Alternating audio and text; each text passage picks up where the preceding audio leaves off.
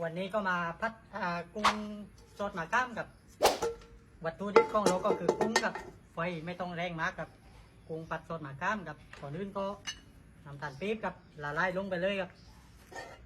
ใส่ไปเลยน้ำมะขามกับน้ำมะขาม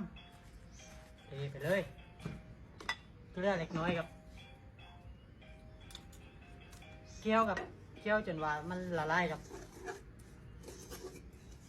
ตั้งรอนำต้มกำเปียกเดือดกับโรมาเจียวอ้อมหัวเทียมกลางๆกับไอ้ยามันจัดอ้อมไปแล้วได้ไอ้อ้อมกับพี่น้องเอาพริกลงตามไปกับควันก้าวใต้ตายอ้อม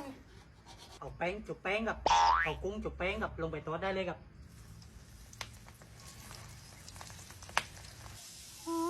ชื่นใจว้าว กินได้ด้วยไหมด้วยไหมด้วยไหม ด้วยค่ะ นี่น้ำมะขามก็ได้เดือดเป็นทีเรียบร้อยกับไอ้วางหน้าด้วยไหมด้วย ด้วยนะ ด้วย เดี๋ยวใส่พริกก้อนใส่พริกก้อนอย่าตกใจเอาไปโชว์ที่